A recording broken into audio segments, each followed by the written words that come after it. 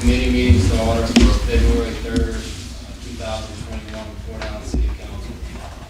This time I'd like to request everyone either turn off or silence your electronic devices.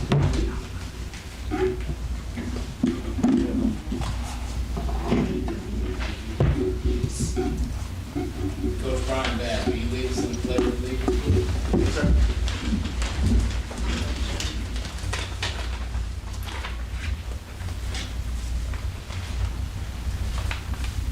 I pledge allegiance to the flag of the United States of America and to the republic for which it stands, one nation, under God, indivisible, with liberty and justice for all. Thank you.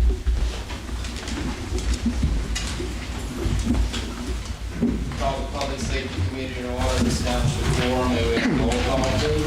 Mr. Revere, Here. Ms. Lacy, Here. Ms. Gordon. Here. Thank you, sir. Item number 4, the police department report. Okay.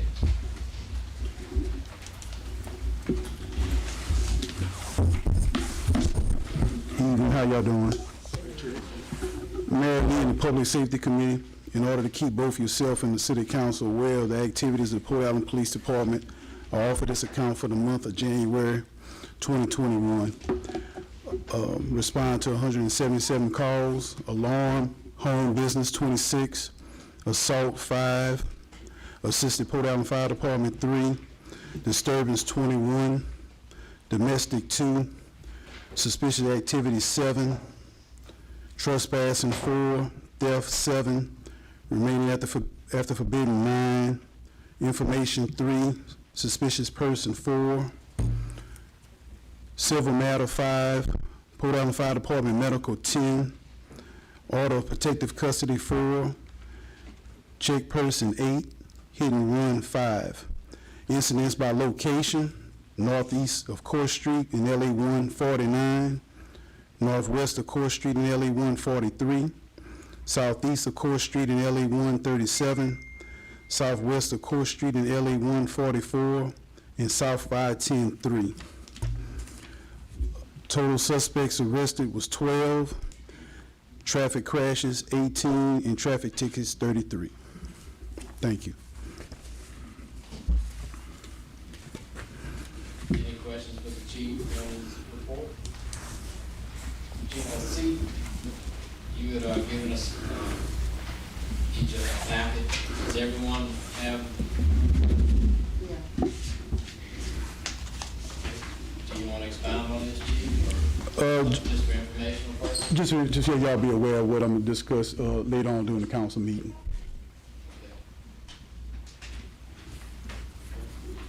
That's it? All right, you're welcome. Okay.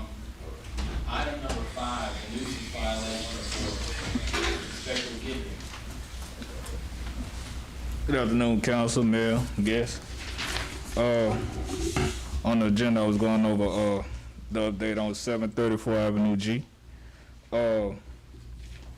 As of right now, we're still waiting to try and catch up with both of the persons that stay in the house. As of right now, they both have warrants for their arrest, and once they pick them up, we will be able to have a court date. They don't show up to court, so once we get the word from the judge on what to do, we'll be able to move on it.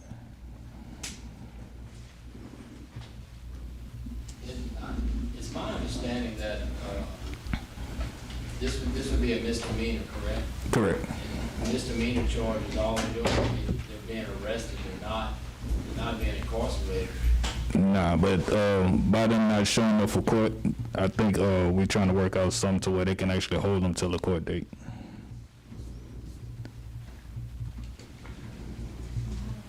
We had, I had discussed with the city's legal counsel, and he threw out the suggestion, maybe it's an angle, or maybe it's an avenue that we can go down, is file some, not that, I mean, you would be aware of this, and you'd be Right. involved in it, but file some kind of civil proceeding against them, not the two residents, the two legal heirs of the property, the two oldest sons.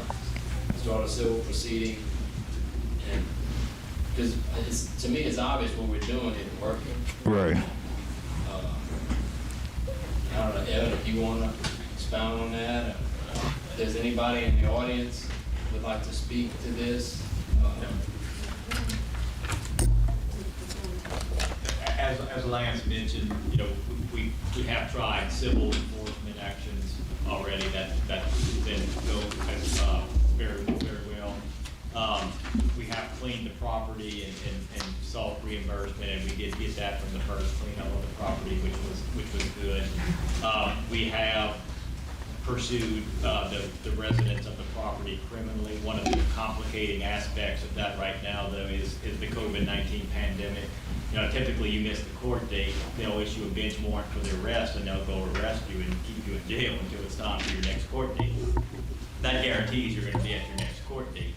Well, as a result of COVID-19, they're actually not holding people in jail right now for misdemeanors. So that's why that process isn't really moving. And there's really nothing we can do on that side of it. That's beyond our control.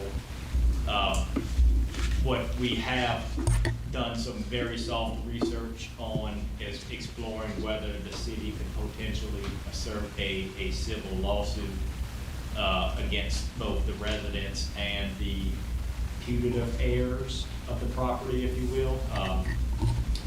The last official owner of the property is now deceased. So right now that property has not been put into official ownership of the heirs of the deceased. However, you know, in that doing some soft research, we have found some authority where another municipality in an enforcement action was able to go after the owner of the property for a nuisance, even though the owner wasn't actually in possession of that property. They owned the property, but they were leasing the property out to somebody else. But this municipality went after the owner of the property for basically what the lessees on the property were doing. So there is some, again, we did find that was just some brief research. You know, we're not necessarily 100% sure if that avenue would work, but if that is something the council is interested in doing, we can certainly explore that a little further. You know, that would be a different tack that we've taken so far, and that's about the only thing else I can possibly think of that would maybe get this thing going, other than what we've already tried. I do think the criminal enforcement action is the most effective way to do it. Just because if jail time doesn't scare somebody, then you know, we can taper them to death on the city side of it. It's not going to go anywhere. But in any event, you know, that would at least allow us to proceed. We could proceed on that side of things, and then COVID-19 shouldn't impact that side of it like it is the criminal side of it. I don't think that we should have to take that step. I mean, we've been in court forever. You know, I don't know what the procedure was before they tried to take it, but civil suit, I mean, we've been in court forever. I just can't see it being done. Essentially, it'd be a civil lawsuit. You would be seeking injunctive relief, mandating that the owners cease allowing the property to be used in a condition that violates the ordinance. So it'd be both mandatory and prohibitory injunctions. One preventing them from using the property in a way that violates the ordinance, and one actually mandating them that they clean up. So it would really be a suit for injunctive relief, and you know, that if the city was successful and we got a court order, if we got injunctions issued against the property owners, then any time that the property got out of hand again, then we would basically go back to the district court and seek either contempt or seek sanctions for violation of the court order of the injunctions. You know, I wouldn't think this is unique. What you said about another municipality suing a property owner for the lessee's behavior. You know, I'm sure this has happened before when you said soft research, so it doesn't sound like you did a whole lot of it, but you were able to find that. We're not seeking punitive damage by any way. We just want some kind of injunction where they're forced to clean it up. You know, I don't know how long that would take. But here we are, I'm looking at the same faces we saw in here over a year ago. We're right back at it again. It's unbelievable that we can be held hostage by such behavior. Either we're not doing, we're taking advantage of every avenue that we have, or the laws are messed up, is all. It's one or the other.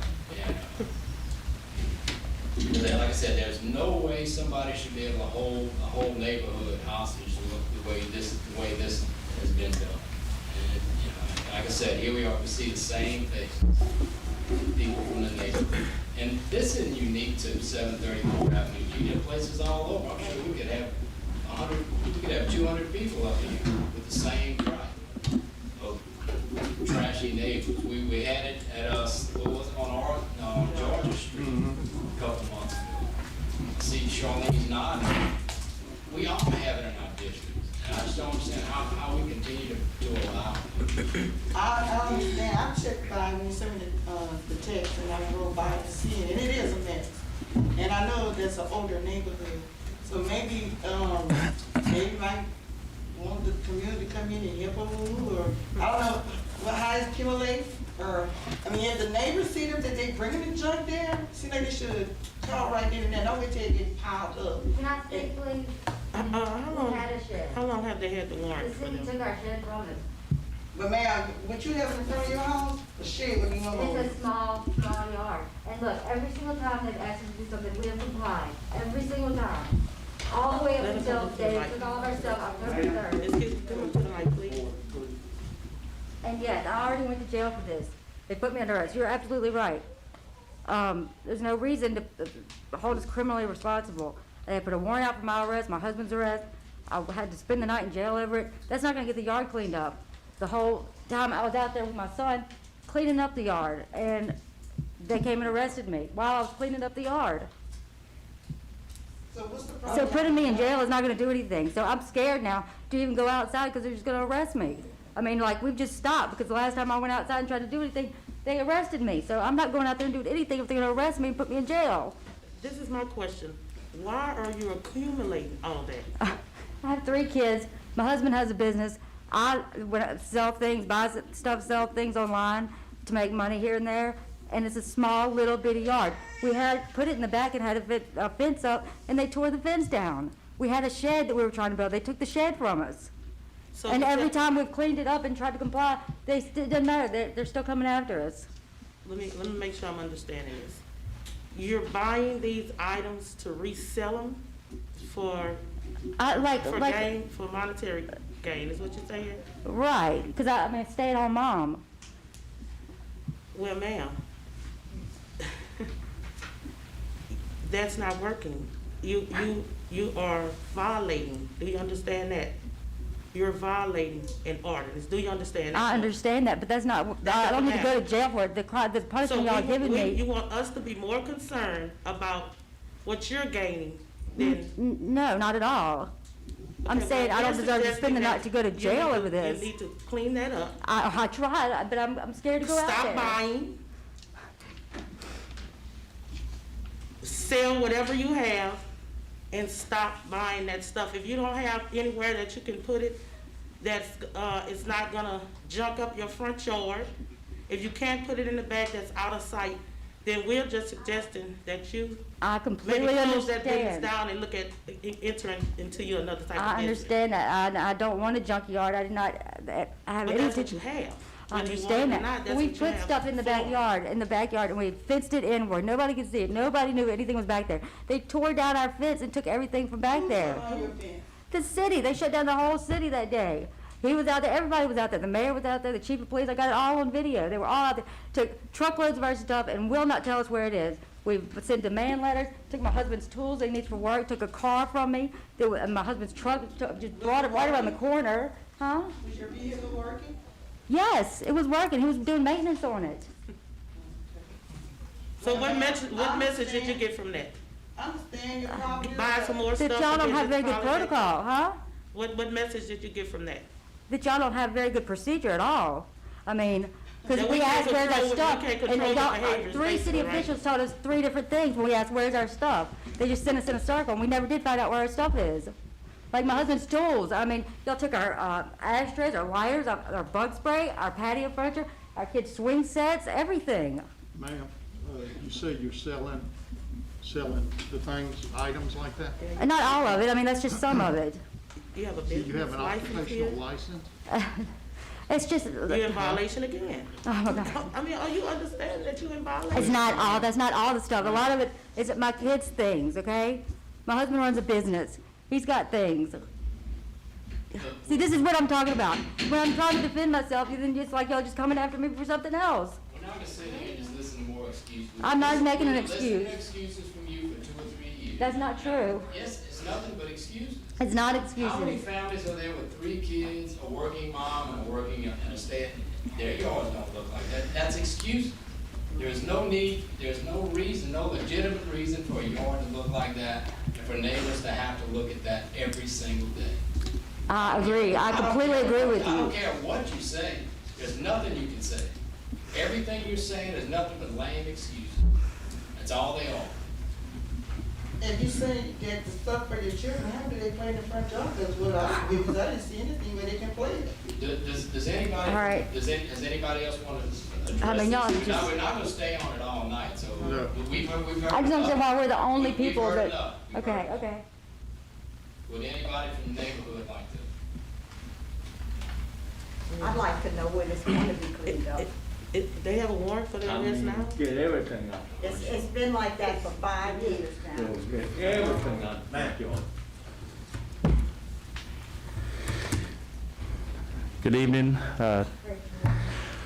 Ms. Lacy, Ms. Gordon, I'd like to welcome you to the council. I missed the last meeting, but hopefully going forward, we can take a new approach to blight abatement in this town. I see Lance is invigorated by this discussion.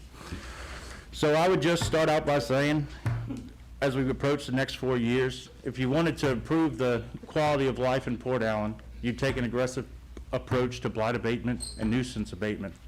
As we discussed, every block in this town has this issue. I'd argue that our block has it the worst at the moment, but every single issue should be addressed by the council and the mayor. We've always heard lame excuses. We gotta blame it on the ordinance, blame it on Judge Klein, Peter, blame it on COVID. Our city ordinance operates independent of the city court proceedings. The city court proceedings is addition to the city's authority to abate this property. 5 days after the notice to abate was served, the city had the authority to abate this property and lien this property, and that's what the law says. That's just not what we want to do. It takes the political will to get these things done. It's easy to pass the buck. We just sit here, we say, oh man, if we could just get them to show up to court, if we could just make people act right, man, everything would just be wonderful. The city has an obligation to its citizens to abate this property. The ordinance is clear. She showed up tonight and admitted she's running an illegal commercial business right down the street from my house with all of her inventory down the lawn. I don't want to appear here again. My plan was never to appear here again on this issue. If we continue to disagree over the interpretation of this, you know, we're going to have to take it to the 18th JDC and see what they think. But I think the plain language of the law is clear. 5 days after the notice to abate, the city has to abate the property, and we have failed to do it every time. We've waited and waited and waited, and we're not going to wait anymore. Well said. I just want to say something. I know you had said about the landlord and all that, and if she's not complying to it, can we go to the owner and ask them to I evict have, them? Charlene, I have. The owner is a My farmer. father-in-law. It's a farmer. That would be part of the lawsuit that we would, if the council would. I understand that we do need to clean it up, and it do need to be clean, but I just don't think we should be in court fighting stuff for years and years when they should just, wherever first procedure out here and it worked, and it's not working again, I don't know what to do. It really does need to be cleaned up, and I feel sorry for the neighborhood because it's a nuisance. I mean, if I'm not mistaken, Lance, did you say that they had a warrant for their arrest and you couldn't find the renters or the, who Yeah, has the this warrant? the first time I actually Just saw. left out the door? Yeah, this the first time I saw it since they issued. Okay, did she have a warrant? That's my question. Yeah, because she didn't show up for court. She have a warrant. They She have a warrant. did. Okay, so Yeah, they have.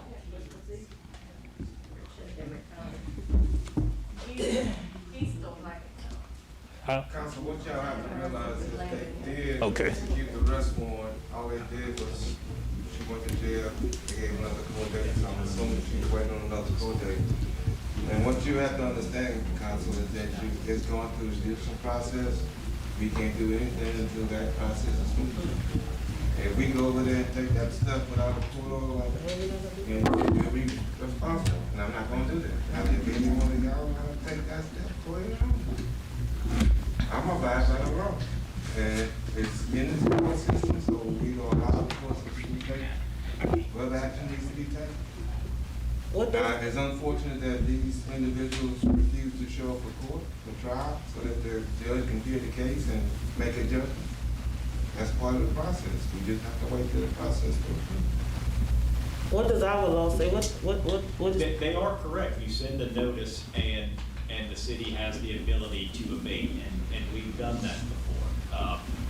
They had the notices, the city hired a professional moving company that showed up on the property one morning along with Port Allen PD, and we closed off roads, and four 18-wheeler or 4 moving trucks load of materials were hauled off of that property.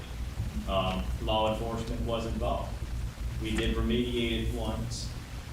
Unfortunately, it Accumulated. and back to the situation that it is today.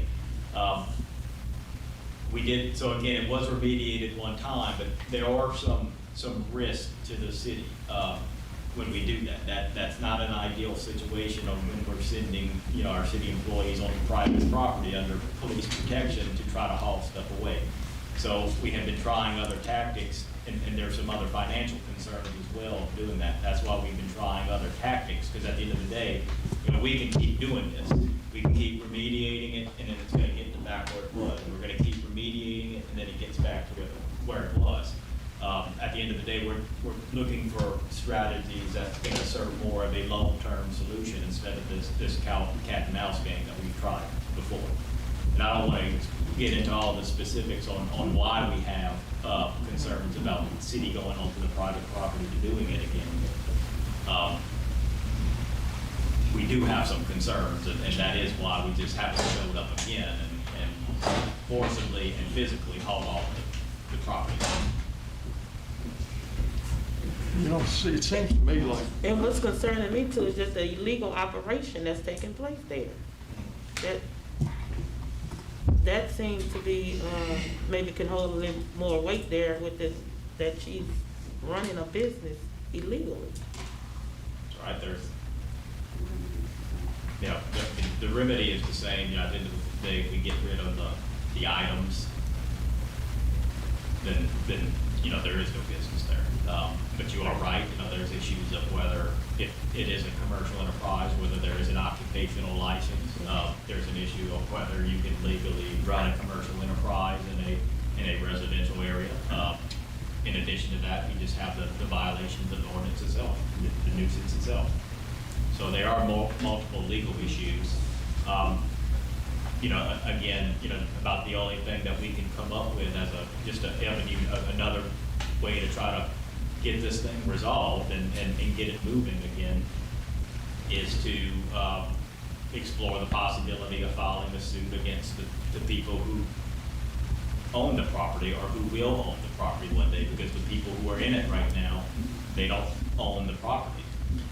They're staying there at the pleasure of who we believe would be the owners of it. So, the new tack would be to go after who the actual owners of the property and for the actions that are being done by their lessees and see if we can get a resolution there. And we would be looking at that in the 18JDC. Can I ask a question?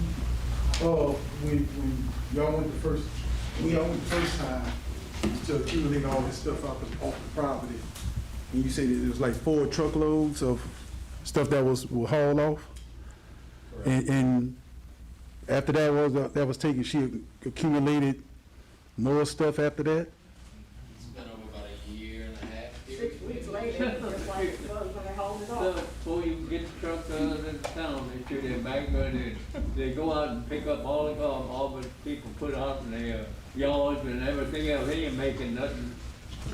Okay, They just, they're piling their junk fast and they can, Mr. Hubble, get it in there. did you have a comment? This amazes me that we get to this point with this kind of idiocy. That's good, he knows. The items, some of the items, mattresses, sofas, appliances, I sell these new. There is no redeemable value at all in any of those out there. Yeah, If they somebody outsell it. buys them, they need to go to the doctor for a head examination. Aside from that, what I see, and we're so concerned with their rights, but we have other people that have rights too.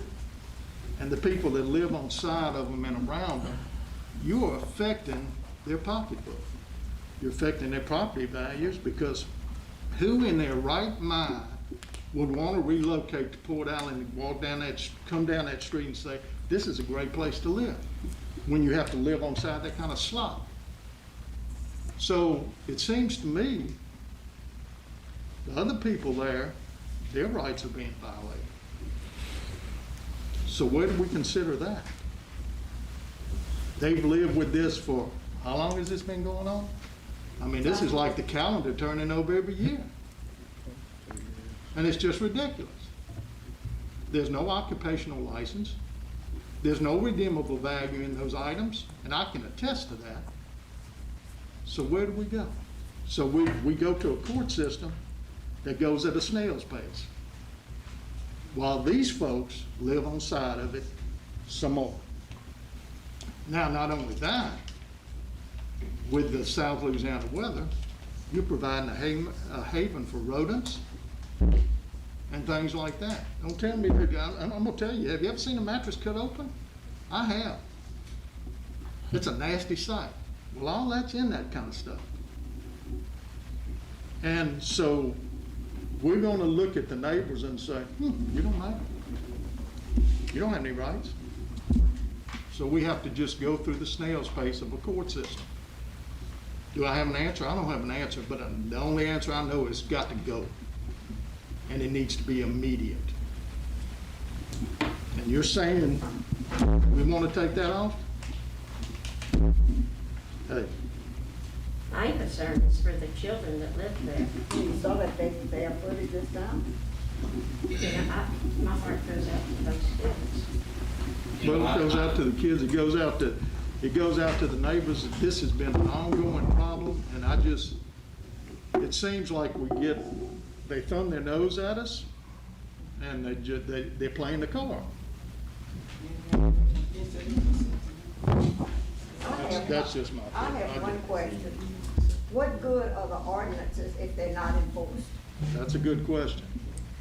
My question was, and I don't have the ordinance right in front of me, I do. but what Mr. Smith said, once they are served notice, they have 5 days to abate. If, you correct me if I'm wrong or he's wrong, if that's how the ordinance reads, I don't see where we have to worry about what they would do. I'd be willing to take that. If our ordinance says that, once they're served notice within 5 days to abate, and they hadn't, then, and Evan, I understand, that's not the ideal situation. They're gonna continue, we'll just keep, but my thought is, hopefully, if we can do the 5 day, give them the 5 day abatement, and then start a civil proceeding against the two legal heirs. I think it is two. You know, play it from both of those So you proposing a physical cleanup and a civil lawsuit? Yes, because I mean, the physical cleanup, we did it already. But again, to at least give the neighborhood, some peace of mind but I think if we could get it cleaned up and then start the civil proceedings, Lord knows that's gonna take a month or two. And then, but at least it'll be cleaned up. And correct, is that how and should know that. No, it is, and that's what occurred the first time. You know, we sent the requisite letters, and we waited the requisite period of time, and then we went in and physically hauled away the property. And the concerns that I expressed are not necessarily concerns as to what the people at 734G would have. It's more or less the rights, it's concerns on behalf of the city itself. And I can address those in a letter to the council members. And you can have that for your consideration, and for next week if you want to consider that and determine if you want to authorize a physical abatement again. I would like to have it on the agenda for next week, two items on the agenda. One, to start hopefully, the 5-day abatement period, grace period for them. One agenda item to have that addressed. The second tack that we could take would be to start a civil proceeding. None of this is ideal because it's just a bizarre situation. And again, this isn't unique to 234 Avenue G. We have it all over town. So I'd just like to have both of those things as an agenda items for next week. And may I ask a question? Is it possible that we can take a letter to the judge for them to sign off for us to get someone in and clean the property out? Well, Since they're not going to court? that's what we got at the end of the criminal enforcement action the first time. So before we physically cleaned up the property the first time, they did have a trial, and they were found guilty of violating the ordinance. And as part of that, finding them guilty, the judge ordered them to clean the property within a certain period of time. That didn't happen, so we went back to the judge with a court order, and he signed it, giving us authority to go back on the property and basically do what we needed to do. So that was one of the benefits of going through the court system, is that we actually had that piece of paper that said we had every right to be on the property doing what we were doing, and that came to our advantage because we did get the sheriff's office called on us, and we were able to show that piece of paper to show that we had the authority to be on the property.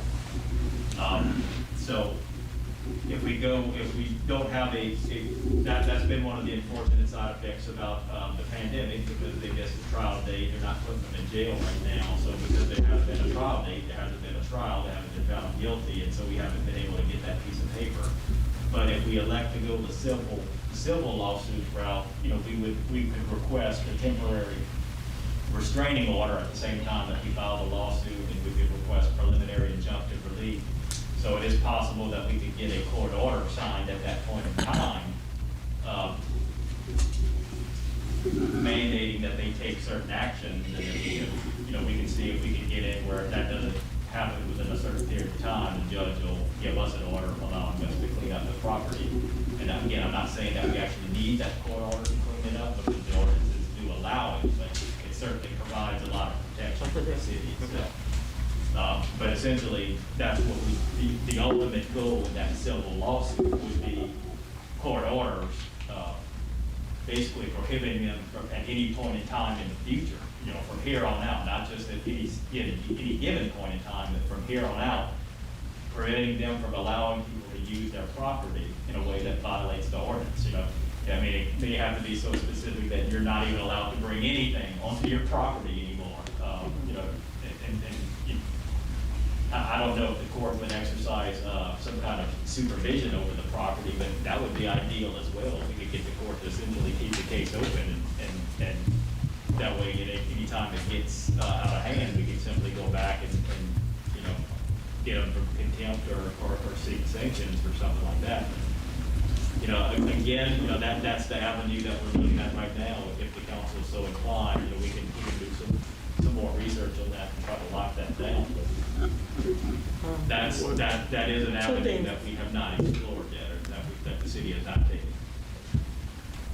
One, I definitely would like you to send that information in as into the responsibilities. But two, so there isn't any type of first time occurrences. Like this don't go into degrees. Like the first time convictions they don't have severities as you go along. No, It's we just don't have a- standard.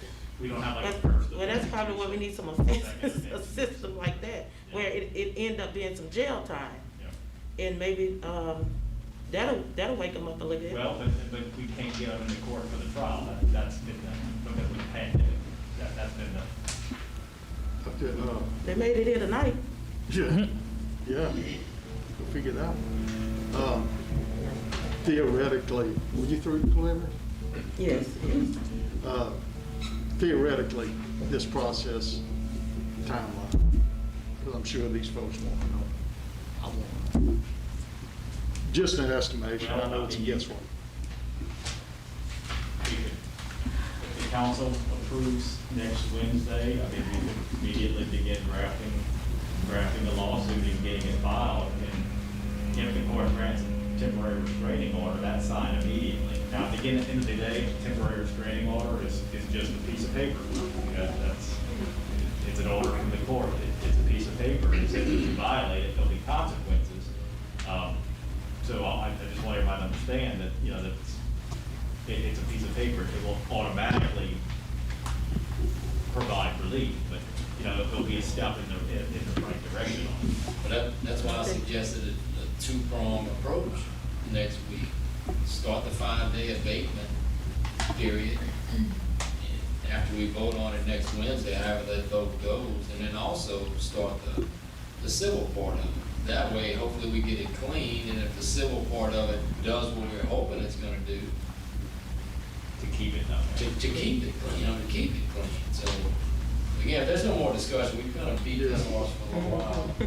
I don't wanna prolong, this is just the first committee, so if there's no more discussion, we'll just wrap this up. And those are the 2 agenda items I'd like to have for next week. And I would bring us item number 6, which is adjourn. Public Works.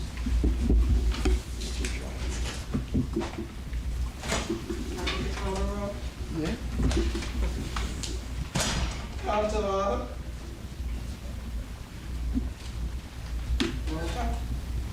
You review? I think Lance is coming. I just took that plan, baby. Ms. Gordon, Here. Mr. Revere, Here. Mr. Brown. Present. Mr. President. Thank you. Item number 4, discuss the claim regarding poll orders in various areas around the city. Councilman, Clary Lacy informed me that she has some constituents concerned about the foul odor from the sewage plant. I think she would have to speak more on it because I didn't get any complaint, but she did, so, Yes. explain what's going on. Yes, I had some of the residents around the Oregon Street, Jefferson area that complained about the odor. And I wanted to bring this up because I had spoken with the mayor in regards to it. And I just wanted to let them know that we are aware that there was an issue taking place there. And from what I understand, that the odor is like the first sign that there is some problems going on. So I did see where they had some workers out there working, and I wanted to maybe get some discovery on that, but we asked, Ms. Charlene made an approach to, was it Mr. Ron you said? Yeah, he was out. To come in today to maybe speak on the issue, but he's not. He's here tonight. Mr. President. He's here tonight. He's here. You want me? Oh, okay, I'm sorry. He's here tonight. Yeah, you mentioned Jefferson, right around KC Hall, I think it was, Yeah. got a complaint. That situation has been resolved. It was backed up all the way from Court Street. We cleaned half of that. We hadn't cleaned it all. But we pulled bricks, sand, and grease out of there, bricks. The manhole, these old manholes made of bricks, they're starting to come apart. And that relieves that problem. Okay, but I've been getting myself complaints from California to Michigan, down 8th Street.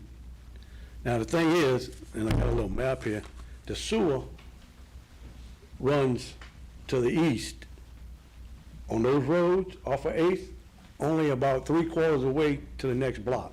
They don't even go to 7th Street. So the flow comes back this way. The only thing I can see is the manholes, when they get charged up from a lot of rain or backed up, pump stopped working or something, there's some leakage going into the drains. I've been told by some old timers here, old Mr. Horace Mobile, said, I went to talk to him about it. He said throughout the city they had overflows on some of these main lines. I've yet to see that. I haven't seen that. Why would, yeah, I can't explain it other than saying maybe the only solution I can think of right now is putting liners in these manholes where nothing can leak out of. Because it's not coming from the lines. It's got to be coming from the manhole. The lines are too deep to be leaking into the drainage. The drain, a lot higher. So I don't see. As far as that 8th Street section, all down 8th Street, that's the only thing I can think of. I can speak to, I guess, the intersection of Court Street and Jefferson. Court and 8th, you mean? Court Street. Oh, Court Street and Jefferson. Jefferson, yeah. Brian's Furniture, Jefferson. Right. The old D'Agostino building. The odor right there is always. There's a problem though between 7th and 6th Street and in between 6th and Jefferson. I feel like there's a problem. Well, they couldn't even, they actually ran their line, the people that we got out last week, they ran it from 7th Street, no problem when they're home. They ran it all the way up to the post office. And it came into the manhole. I thought that would solve the problem. Still holds water, 3 or 4 feet of water in there. Now, I don't know if anybody's aware, the line doesn't run all the way down Court Street, the middle of Court Street. The line goes from Jefferson, well, actually back there, Chapel Line and all that, straight down the street till you get to 7th Street. It jumps to the side, and it goes all the way to 8th Street. The line's underneath the sidewalk and everything there. And then it gets to 8th Street right there to jump back over to Court Street, and then it goes across the highway, which is not a good design. The more turns you got, the worse it is. So. But getting bricks out of there, that's those old manholes they made out of brick. They're all brick line. I don't know what you do about that other than put a liner up in there. But that ain't cheap. They did a liner job here several years back. I think on South Jefferson and Oaks and all that. I don't know what the cost of that was. Have you priced the liner? No, Well, this is kind of like on another topic, but it's sewer related. And Mayor, I don't put you or Lance on the spot, but we sat in a meeting, I don't know, a few months ago, the biodiesel, proposed biodiesel. growing. Growing, yeah. And has there been any more discussion on that? We've had, since that discussion, we have had another meeting with the grown representatives, the engineering firm, and the negotiations are ongoing. At present, it doesn't appear to be a viable solution for our situation. They would be limiting us to 1 million gallons a day capacity. We have the possibility of going over that on rainy days due to the age of our system with stormwater infiltration. But not only that, we would be responsible for getting our water to them for treatment, and that would require us to pipe under Interstate 10 and the Intracoastal Canal to their facility, and possibly run another line back to our discharge line to handle any overflow if they cut us off. So it's not cost effective at this point if it's not going to handle all of our processing needs. According to Mr. Garlington, we need at least 3 million gallon capacity to effectively handle our municipality. So to engage in that type of expenditure to only address 1/3 of your needs is probably not cost effective at this point. With respect to the Jefferson at Court Street situation, the contract that we brought in last week was designed to address that. However, the system was fully charged at the time, so they were supposed to camber those lines to give us an indication of what the problems are. Unfortunately, we exceeded our 8-hour minimum with just removing backed up water from the system. So the decision was made to see what if anything occurred after they left with the system going down on its own before we engaged them to come back out, because until we can get the system down and put a camera in the piping system, we can't see what the problem is. So hopefully some of the work that's been done since they left will allow the system to naturally discharge, and then we can actually get a camera in the system to see what the problems are and then address them accordingly. I know this is, it's still along the line of the sewer discussion. We've been talking about a regional plan, a joint venture, possibly parish. Any some discussion on that? Those discussions occurred at the same time as the grown discussions. The engineering firm was actually retained by the parish to facilitate the project. And keep in mind that the grown facility at this point is a proposal. I don't think they've actually committed to building the facility. So there have been some preliminary discussions as to how it could possibly work. The problem, though, is that any type of regional facility has to be properly positioned in order to achieve the best results.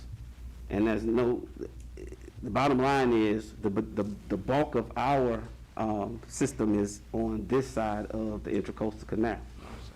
The grown facility is proposed for the other side of the Intracoastal Canal. So even if they increase capacity to a level that would accommodate our needs, we still have to get the water to them. And quite frankly, we already have our own discharge line to the Mississippi River, so it would probably behoove us to explore our own facility connecting to that line as a comparison before we make a decision, because once again, the costs are going to be enormous. We've been advised by engineers to expect $10 million range for a new facility. So, and that doesn't include piping it across Interstate 10 or the Intracoastal Canal. So when you add that consideration, it's probably not cost effective to consider that when we have what we need already in place on this side of the canal, and we can just connect to that discharge line, which is already in operation. But overall, Lance, I'm sorry? I say overall though, we do need another wastewater treatment. Well, we're working on that. We're in the process of identifying property to build a new facility. This was I guess, a proposal that arose while we were in those discussions. We've already been in contact with some real estate professionals to try to identify a property to construct a facility, but keep in mind that the current facility borders residential there's residential properties bordering the current facility. So it is our intention to find a location that does not have the same type of issues and affords us an opportunity to grow should we need to expand the capacity of the system going forward. We've been told that we need a minimum of 6 acres. We're looking for 10 acres. But that's not an easy parcel to put together while also making it cost-effective to connect to our existing discharge line and not interfere with residential development that is proposed or already in place. So, But I know that you're taking an immediate approach. I know this to secure location. But as a council, I do believe that we should be prioritizing ways on how we're gonna begin looking at funding and budgeting for this. Like, I know this is another situation that's kind of been ongoing, but we really must get some immediate attention to this. It's gonna relieve a lot of the problems that we haven't. So I believe this as a council, we really need to prioritize this and start having these discussions about this wastewater treatment facility, no matter what the cost is. well, it is a priority. We need to start having this discussion. How are we gonna get this funded? How are we gonna budget in for this? Because we just spending a lot of money patchworking and temporary moment here and temporary moment there, but we need some indoor rated type of operations to go on that's gonna help us with development and growing. So, I mean, to me, that is what we need to start doing. And to address that point, we have explored all of those variables. We've had a meeting with a consultant who specializes in obtaining federal funding for such projects. The problem is that the project has to be shovel-ready. So we have to identify the location, get the design done, get the engineering work done. So the location is the first step, because until we identify the location, we cannot plan a route to run the necessary pipes that's going to have to connect to our discharge line. You see, our discharge line is the one asset we have that makes this project feasible, because we already discharge into the Mississippi River. You can imagine what it would cost to run another line to the river from any location where we can accumulate 10 acres. We would have to be responsible for connecting that system all the way to the river per state requirements. So we've kept contact with the consultants. We've instructed our engineers to be prepared and ready to address the situation. So the initial step is to find the property. And once we find the property, then we plan to come back and present what we need to bring the project to a shovel-ready status so that we can pursue the funding necessary in the short term, and then worry about long-term financing after the fact. So yeah, we're in other words, we're in the process of doing all those things. It's just a matter of finding 10 acres, which more or less sometimes requires some people to sell some property that they may be using commercially for sugarcane farming and the like, or it may require us to approach multiple owners to accumulate the necessary parcel size. So it's a process. But we are engaged, and it is priority number one. I would have liked to see the parish kind of helping. They seem to have a good track record with securing property. I would have liked to see them help more in this, but. Yeah, they have more access to property. We landlocked at this moment when you look at the Fort Allen's just dimensions. So, you know, the parish has presented some ideas, one of which is to put it right near Westview. I'm sorry, put it what? Westview, the new subdivision on Court Street.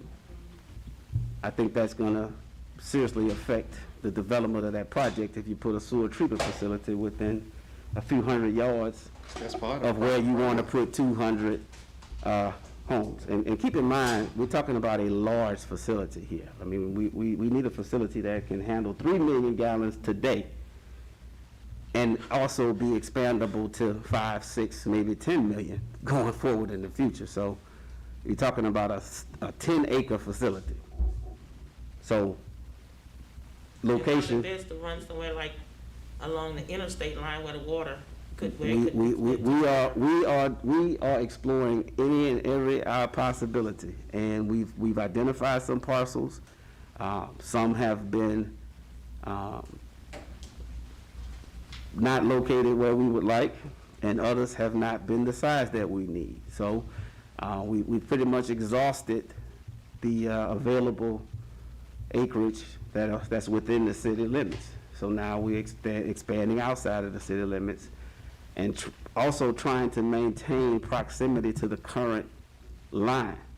See, that's the other issue that we have, because ultimately you have to connect to that discharge line, and you're talking about having to secure right-of-ways for that entire path from wherever that plant is located to get to that discharge line in order to utilize the line that's already in existence, which is our most cost-effective means to provide additional capacity. Well, thank you. I think that's important for the residents to understand, like, that is the process of this. It's not maybe a quick fix, but once we get to that place of securing the location, we really need to start having these discussions now. And we will. And help the constituents understand that it's gonna have to be funded. Absolutely. So, you know. Absolutely. As soon as we identify the property, we'll come back and let you know, and then we'll keep you informed as we go forward. And ultimately, the goal is to have a shovel-ready project so we can pursue federal funding through the consultant, at no cost to us, by the way. He's paid by the federal government to do what he does. So it's a very good possibility for us, but we have to find the property first. Okay. Well, thank you, Mr. Lance. I just want to ask you, Yes, ma'am. can you tell everyone what we found, what we saw Monday when we was back on the thing? We as constituents have a lot to do with the, Yes. Unfortunately, when we do perform these manhole inspections, I try to attend each and every one so I can get an appreciation of what's transpired. And quite frankly, we were there on Michigan and 14th all the way to 10th. We ran Michigan all the way from 14th to 10th on Friday and had to go back Monday. We got it open Friday. And between Friday and Monday, it clogged again. And we found out why Monday. We removed a 2.5 foot piece of grease that had solidified in the form of the pipe. And so, one of the things that I guess we came back to try to discuss was putting a notice on the water bills to residents to be a little more mindful of what you put in the drain. Because that just like if you know, I had a professor once, a high school teacher, Mr. Searcy, used to tell us about grease and eating poorly and fast food, and just like you use grease at home and you see it sit for a while and it solidifies. It does the same thing in your arteries. It does the same thing in your pipes. And ultimately, it will clog and cause backups. And so we are exploring adding a notice to the water bills for the next billing cycle. Thank you. That is very important. We have to play our part too.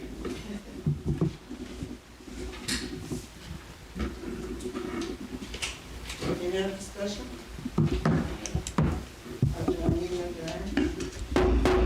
Community Development Committee, item number 1, call order. Item number 2, establish quorum. Item number 3, roll call. Mr. Brown? Present. Ms. Lacy? Here. Mr. Hubbard? Here. On the front. Item number 4, hear report on community development activities. Ms. Rose Rocher. Committee members, council members, mayor, elected officials, all our visitors here, good evening. Of course, we are not doing events and activities, but there's a lot to do in the city of Port Allen as far as community development. And with COVID-19 that's going on, we've been really trying to get the word out to those who qualify early to get their vaccination, and trying to do everything that we can to help them to make their appointments to get their vaccination. It was a little trying at one time because they had to make appointments online. Now we're going to, they're letting them coming in with telephone calls. Plus we have more outlets that will do it. And at one point, we only had Walgreens in Port Allen. Now we have Walmart. The health unit will start doing it. You got Sam's across the river. Almost all the Walgreens and Walmarts are coming online. So if we got anybody who need any help to make an appointment or need a telephone call and they can't get in touch with anybody else, please tell them to get in touch with us, and we'll try to put them in the right place at the right time, because we need to get these immunizations, these vaccinations done ASAP, so we can do some herd immunity, as they call it. But we're still rolling on. There's some other issues community-wise that we're trying to work on in the community. And on that note, we're not totally what they call a food desert, but we do have families that are in need in the community that can use the services that we've located and tried to partner with to make sure that we can get it to them. And at this time, we're partnering with the Port Allen Church of God in Christ under the leadership of Reverend James Stimley, and I've been working with Miss Nancy Jones. And what we're trying to do is to bring and distribute boxes of fresh produce and dairy products. And beginning on Tuesday, February the 9th, this is our first day, we'll have 200 boxes of fresh produce and dairy products to pass out to whoever comes between the hours of 12:30 and 2. If we have families or individuals, especially the elderly, who cannot come out and we can get their address and we can get help, we are still looking for volunteers to get this out to them. Once again, take in mind, we only have 200 boxes, but we have 200 boxes that we need to get rid of. You know, you don't only have, but we still want to get rid of them. So we want to get it to as many of the elderly as possible. Hopefully this is a success. And then if it is, we want to try to do it on a weekly basis. If it's a lot of people, then we're going to move it probably to William and Lee Community Center to try to do it, because it's a pick up and go type thing. Just bring your car and we'll hand you the boxes. No questions asked. We can bring as many as 500 boxes a week to take care of this effort. We're working with, of course, with Second Harvest, which is a Louisiana-based organization, and it feeds from Feeding America, who's run by one of our Louisiana-owned, Miss Claire Babineau Fontenot, so we're very, very proud of that. But keep in mind that 12:30 to 2, starting next Tuesday, we will be issuing out these fresh produce. We're working with the police department to try to make sure that we have an orderly process of the cars passing. It'll be here at City Hall, or? No, sir, we're gonna do the church. We're going to the church first. We're gonna try to do it in that area first. So we're looking at going from lining the cars up from Louisiana Avenue down Franklin.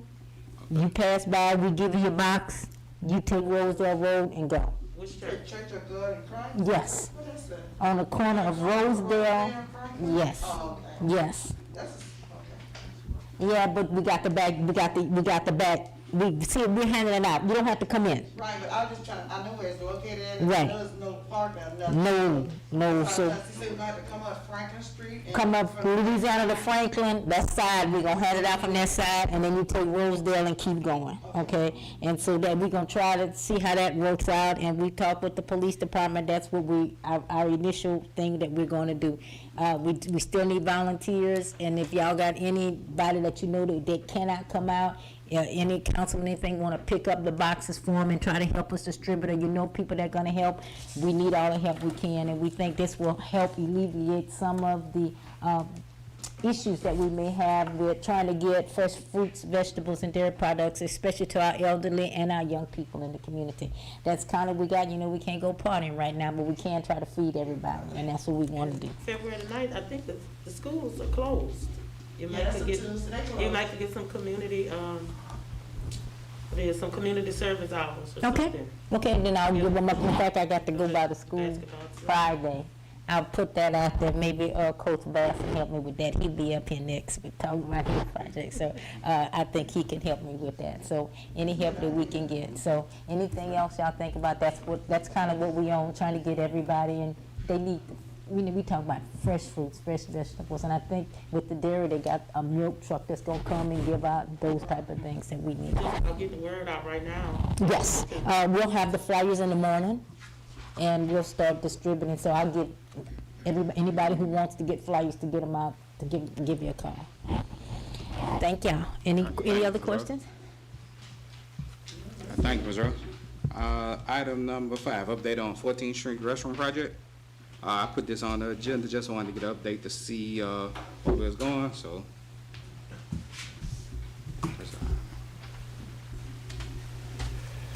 Good evening, Mr. Mayor, Council, attendees. My name is Kyle Grace. I'm with the construction company over the 14th Street Restroom Project. We are about, I would say, we did a mock-up. We're 82% complete on this project. We had a hold-up with some of the doors, the mesh, window grates, paint colors, and roofing material. We've since got the roofing on. We're going to secure those doors, and get the paint, get everything done, and then the rest is only electrical fixtures and plumbing fixtures. So we should be done within the next 2 weeks. We just had the vendors, the suppliers, with everything going on with the COVID and the shipping, and we doing everything to the specs. We had talked with the architect, and he was going to run it by you, Jatenda. He was saying about we could do an alternate, but we bid it for a certain price, a certain quality product, and we want to deliver that. So we opted to wait on the manufacturers and the vendors to get their stuff in order, get it shipped to us, and once we get those things, we're going to install it, because, I mean, we could have made a little bit more money by going with a cheaper alternate that he would have approved with you guys' blessing, but we decided to, do what we bid it for. So that's the only issue with the 14th Street project. And a moment of personal privilege, if I could, the chief is here. I wanted to acknowledge Dispatch Deputy Jennifer. I didn't get her last name, and then and then PA number 7, Hector. We had put some materials in there, and we're going to leave them overnight, over the weekend actually, and the doors are still on order. So I just called dispatch, told them, hey, look, we're going to have some things going on over there. If you could, keep an eye out. And then Sunday, one of my guys went to go and try to install some stuff, and then I get a call from Hector. He said, hey, look, somebody over here is he. I was like, wait, don't arrest him, that's my guy. So just wanted to give him a shout out and let you guys know that they're doing a great job. All right, well, appreciate him. Mr. Kyle, you said Grace? Yes, sir. All right, appreciate it, Mr. Grace. Any more questions? So how much longer do you think this? Tentatively, we are looking for 2 weeks to get it wrapped up. Like I said, once we get in that paint, throw the plumbing fixtures in and assemble the electrical and run power to the building and the doors. It's going to be done in short order. Okay, thanks. Any more question, Mr. Grace? Thank you. Thank you. All right. Item number 6 here from Mr. Brian Bass regarding community event for Mardi Gras.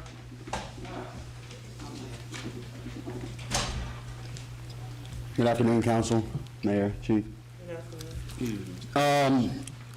I graduated from Holy Family School, 98, Port Allen High School, 2002. 2012, I became a teacher at Holy Family. Now I'm a teacher at Port Allen High School. I get to see the different perspectives on both sides of the tracks, if you will, in Port Allen. Recently there was an issue which I'm so proud of Ms. Clarice and Ms. Jill Saya in turning that issue from an obstacle into an opportunity. What we've done is we collaborated a community effort for community togetherness. We're calling ourselves the Crew of Community. We've talked with Jack's Running Club, who regularly does 5Ks weekly, and this is an event that goes on without anybody batting an eye. At the same time, we have the United Riders, who get together and ride their bicycles around, and they have a similar interest in being together, exercising, with shared values, I guess you will say. We took that into the possibility of extending, not recreating or trying to throw a parade that'll, take the place of, but more or less just extending what the crew of the Good Friends of the Oaks have done for so long. Matter of fact, it's since the year I was born, '84, Guy Otwell's Christmas party.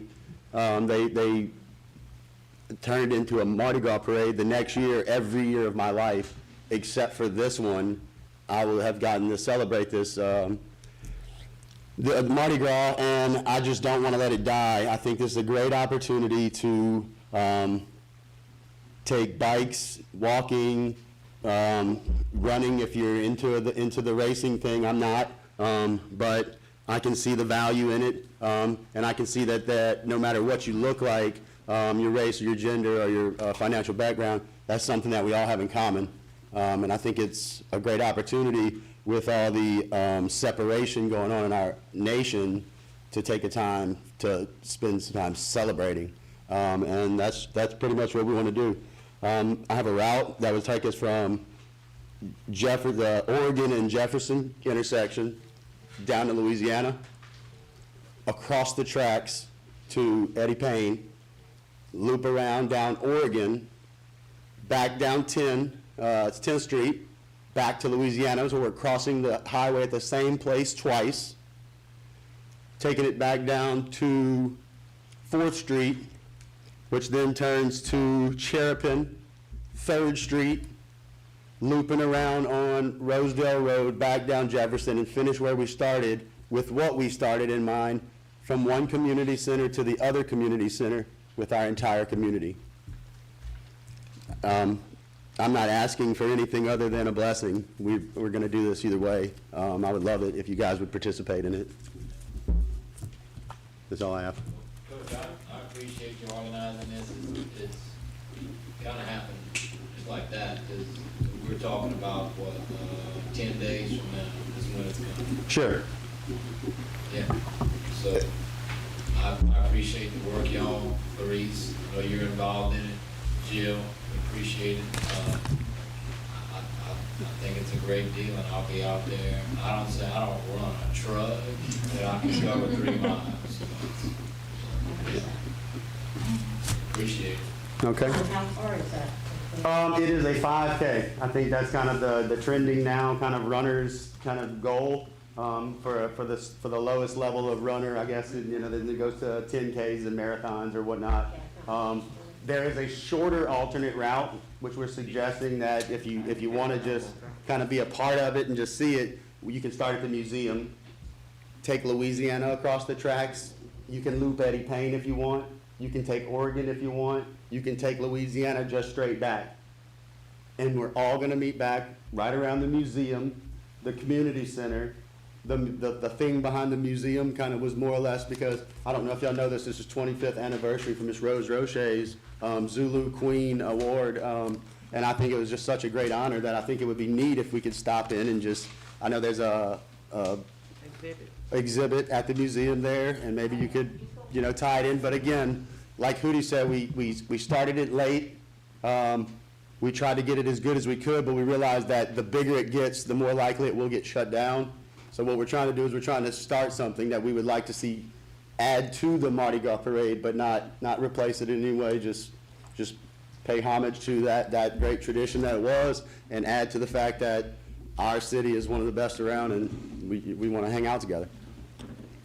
And what day, what did it take place on? That's on February 13th. We said at 1 o'clock. We put it at, I think that's the same Saturday that the Crew of the Oaks has used for, all that time. And we're encouraging the neighborhood to to turn it into the kind of Yardi Gras, is I think how they phrased it, is decorate your house, park your car on side the route, you know, decorate your route, come in costumes.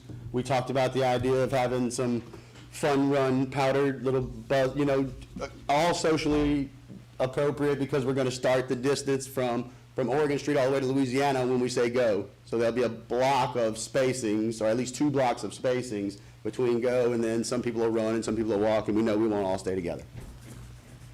But ultimately, we'll be together. Well, of course, I think it's a great idea.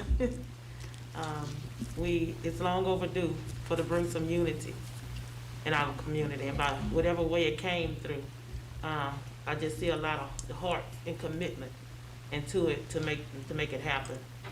So, hey, Well, I think, I'm on board. you know, like I said, I came from Holy Family on this side of the tracks, and you know, since I met you, you've been genuine, and you know, I closed my eyes, I couldn't tell whether you were black or white or Mexican or any of that. I just know that your heart is genuine, and I love you for it, so I appreciate you as well. Thank you. Thank y'all. Thank you, Mark. Mr. Barrett, just one thing, just can you get with Mr. Joseph so we can figure out the route? 100%, yeah, we'll definitely get with Chief about crossing and what we can and can't do, and really how far we can take it, but with the idea of really growing it into something special annually. So I will definitely do that.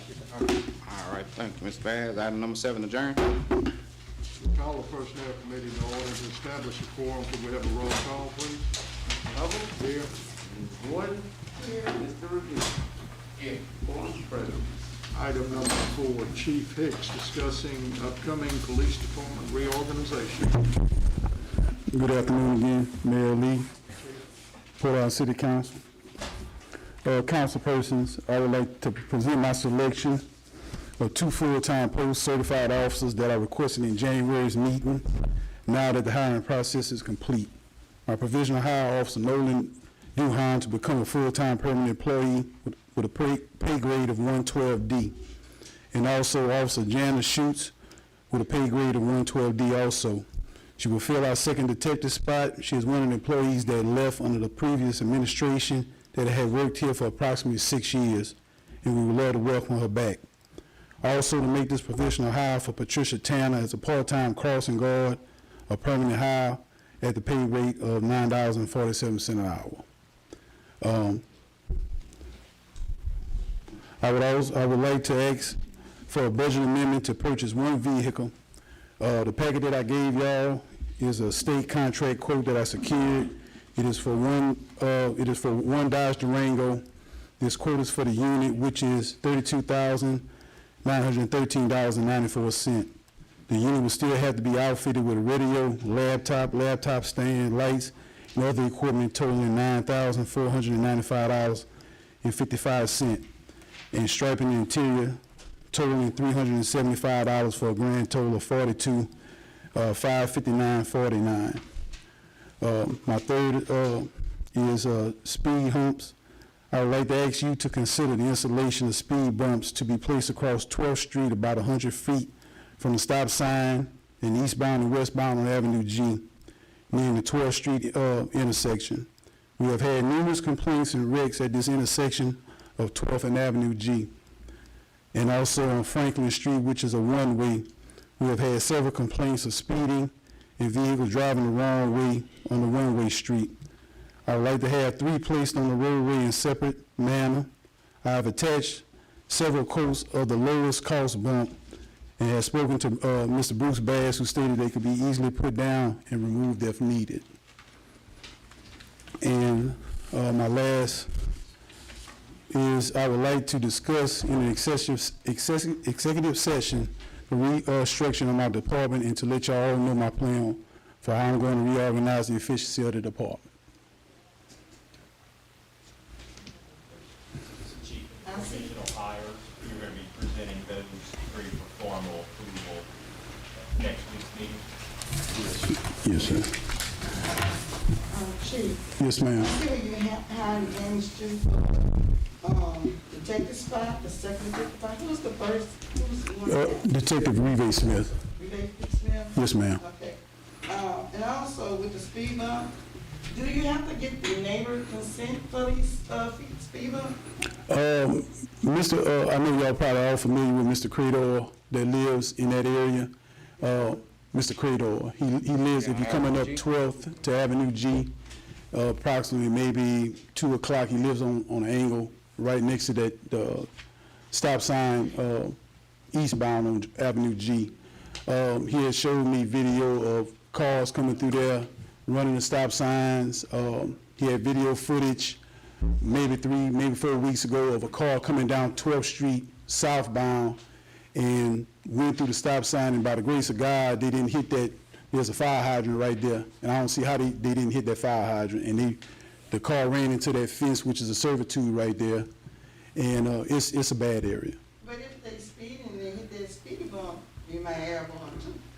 Well, we'll put it in mind, we'll put it not directly on the stop sign, but from it, we're gonna have a sign, like you look in your packet, I got a sign indicating everything. Well, hopefully that'll start making people abide to that stop sign. As y'all know, school is right around the corner getting out. That's a high area where children play, and I just, don't want to see nobody seriously get hurt or either, lose their life with somebody not paying attention. Yeah, but still, we have to require the signature of the neighbor to one, because I know what, I'm actually from experience, because I had some people when I was on the council that wanted the speed bump, and before he gave them a limit of a year before we can remove it, but they don't realize, when you hear that speed bump, it vibrates through your house. You can hear the noise from the speed bump. And we had to get every signature from the neighborhood for us to put that speed bump there. So I'm asking you, we have to get the neighbor's signature, regardless if it's at the intersection of 12 or G is affecting some neighborhood. So do you have to get the neighbor's signature to put the speed bump there? I'll do my homework on that, Ms. Gordon. I'm just saying, I know we had to do that. I'll do my homework and look into that.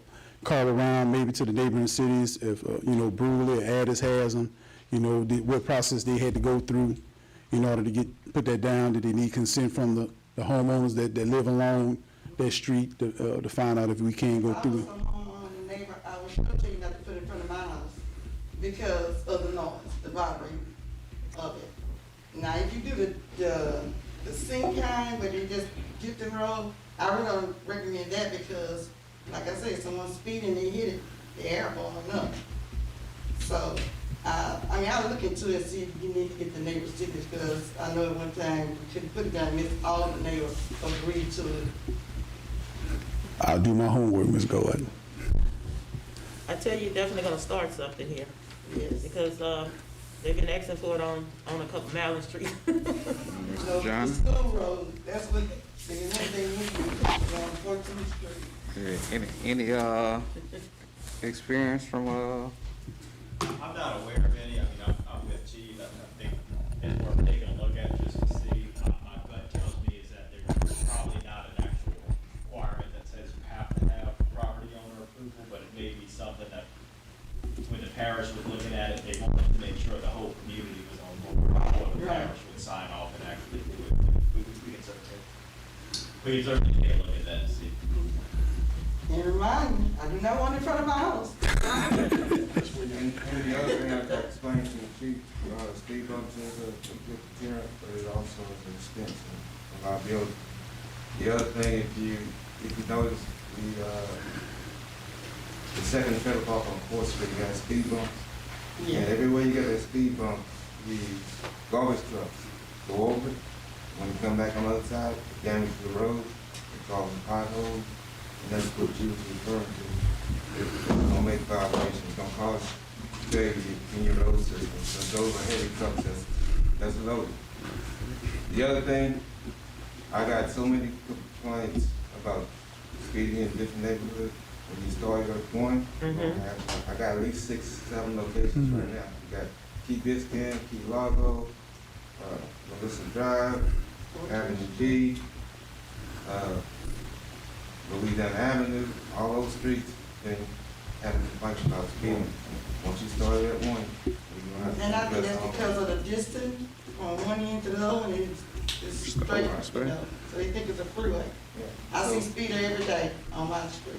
And I have a special needs child, so I'm thankful that he don't walk out to the street, because God knows he be here every day. And the police officers, you know, sometimes they be out there, when they do be out there, they slow down, but they can't be everywhere, you know, so. And if It's just a major issue with, And the if- street stretch. And if I could, post one of my people out there, to deter, but, once they leave, they're gonna be, officer present gonna make them obey. But, as soon as my people leave, then they just gonna go back to doing the same thing all But I over. just hate the idea that they speed on 14th Street when they know it's a school there, you know, so, I done jumped out and hollered, screamed, in the court, everything for them, but it don't, it just, I don't know what people do mind be on their phone. Now, what I do like to see, Chief, is that you have a sign that say no phone yelling in. We need to enforce that law, because I'm telling you, by me being a crossing guard for 14 years, I stood in the middle of the road, and all they did was on their phone, they never saw me. So we need to enforce that, especially around school, so, because they're not paying attention, because they're on their phone. Yes, ma'am. Just to bring up one issue with the speed situation, I will say that there was a prior proposal to address the speeding in various parts of the city with we were pitched by a camera speed enforcement company who were willing to install speed cameras at no cost to the city, and they are paid from a percentage of the fines. And the proposal was made, it was never represented, but it is something to consider. I'll give you the information and let you know, but the concern was obviously that, your constituents aren't very fond of those types of systems, but they are effective, and they address the problem without installing speed bumps that have an issue with the integrity of your roads, and not requiring an officer to be there 24/7 to enforce the speed limits. But just understand that once those citations start going out, you are going to be the ones receiving the calls about, what can we do about this and that and the other. So, there are no perfect solutions to any of these issues, but you just have to, evaluate every option and make the decision that you think is best. So I'll give that to the chief and let him consider it, and then if he wants to bring it back to you for your consideration, we'll go that direction. One more thing before I leave the podium, to elaborate on Ms. Lacy and Mr. Bass. Ms. Lacy reached out to me the other day about the community gathering, and I informed her that whatever shift was off for that weekend, I would get my officers to come out so everybody can meet them and get associated with them and get to know them. So I'm all behind that event on the 13th of this month. Let y'all know, we're here to get everybody who's not familiar with the police department, because there's a lot of people that, with the, previous administration and the turnover rate, I got a good group of guys that I have in my department, and I want the community to know that they're formed. Thank you. Thank you, Chief. All right, if there's not anything else, we'll, item number 5, adjourn. Finance Committee, item number 1, call to order. Item number 2, establish a quorum. Item number 3, roll call. Ms. Lacy? Here. Mr. Hope? Here. Mr. Brown? Present. Item number 4, adjourn.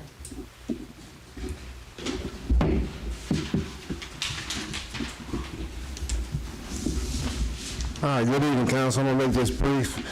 I'm just gonna make a few announcements, and I want everyone to keep these individuals in your prayers, because they lost family members just last week.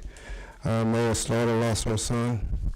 And Reverend Philip Joseph lost his wife this week, so please keep them in your prayers. Also, one of our workers, Carl Dunn, had a stroke. Carl Dunn. So he's doing fine. I went and saw him yesterday, and it's going to be a while before he come back, but he's doing pretty good, so keep him in your prayers. Thank you. I mean, before we close, could we just have a moment of silence for Mayor Slaughter? Son and Philip Joe's wife. Yes, please.